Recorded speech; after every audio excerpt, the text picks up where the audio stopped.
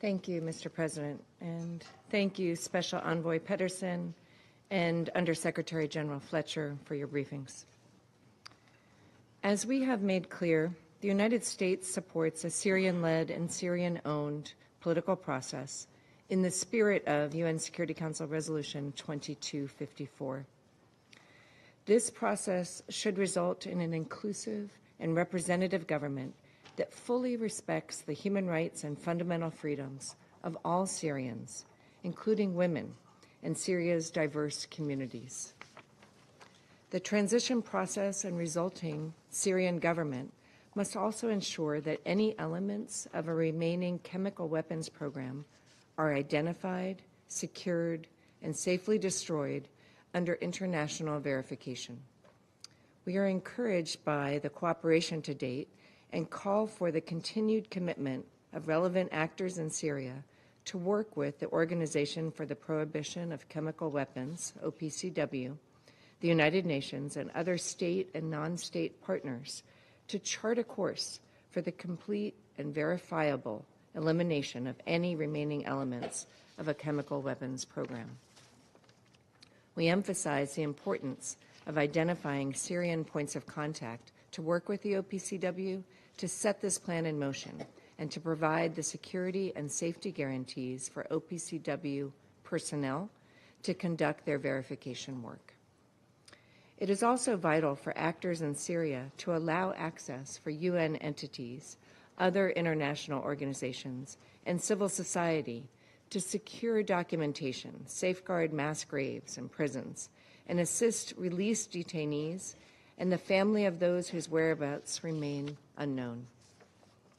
As we have noted previously, we were encouraged to hear about the International Impartial and Independent Mechanism, the IIIM, visit to Syria, and the announcement of a new head of the Independent Institution on Missing Persons, IIMP.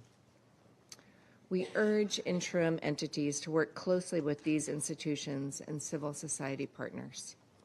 We further urge Syria's interim entities to deter individual acts of vengeance and to partner with the IIIM to identify paths to ensure accountability. Colleagues, the United States welcomes positive messages from Hayat Tahrir al-Sham, but will ultimately look for progress in actions, not words. We will explore policies and priorities, or we're looking for actions and words that will explore policies and priorities and prioritize the well-being of the Syrian people. Earlier this week, the United States issued General License Number 24 to expand authorizations for activities and transactions in Syria following December 8, 2024. The General License underscores our commitment to ensuring that U.S. sanctions do not impede activities to meet basic human needs, including the provision of public services or humanitarian assistance. This authorization is for 6 months as the United States continues to monitor the evolving situation on the ground. The United States is committed to assisting Syrians in this extraordinary moment to forge a new future for and by its people. It is critical all external actors be mindful of the need to maintain stability in Syria. Syria should not be used as a platform to extend other countries' interests at the expense of the Syrian people. Syria's interim entities must ensure the country does not pose a threat to its neighbors, serve as a base for terrorism, or give refuge to groups like the Islamic State or Daesh. In northeast Syria, maintaining the security of detention facilities and displaced persons camps and repatriating foreign nationals remain integral to prevent ISIS's resurgence and promote stability in the region. We look forward to helping secure a brighter future for the Syrian people who desperately need our support and help Syria reclaim its rightful place regionally.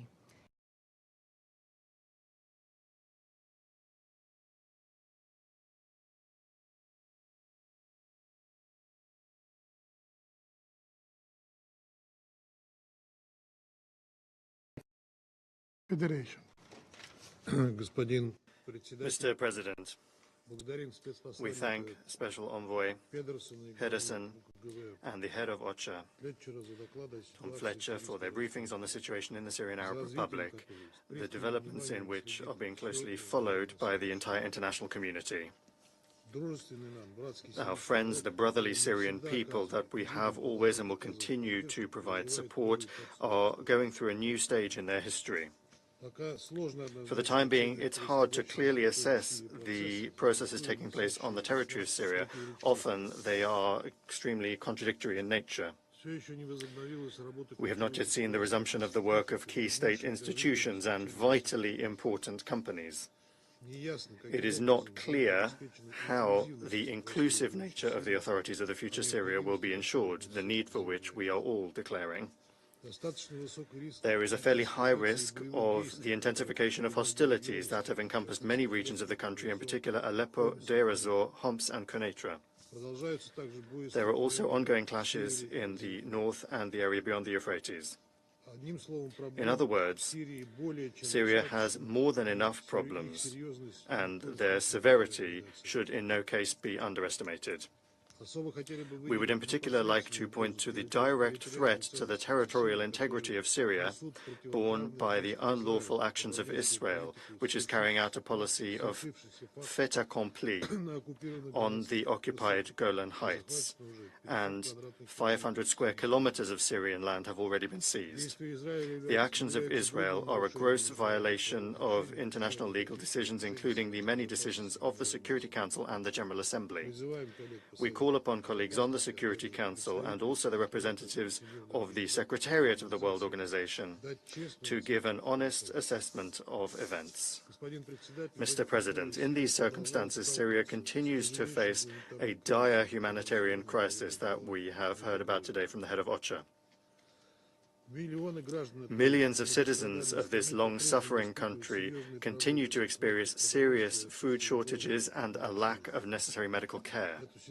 That situation has been consistently made worse by Washington, which for several years essentially has occupied the most resource-rich northeastern region of Syria and is also exerting heavy sanctions pressure on Damascus and encouraging its satellites to do the same.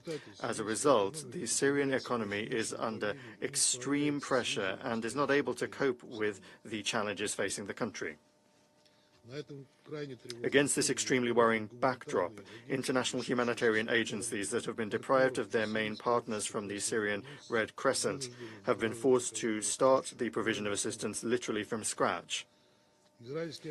Israeli airstrikes and shelling, as well as the rampant violence seen in many regions, is causing suffering, losses among the civilian population, and interrupting the work of civilian infrastructure objects. Regular reports of the disabling of vitally important infrastructure are, of course, of concern. More than 400,000 people in the suburbs of Manbij and Kobani have been left without water and electricity after the hydroelectric power plant at Tishreen stopped working. In the southern part of Idlib and the north of Hama, power grids and roads have been destroyed. Hospitals and primary medical care centers in general across the country are extremely overburdened. In this connection, the primary aim of the new Syrian authorities is, we see as being stopping the bloodshed that is lashing the country.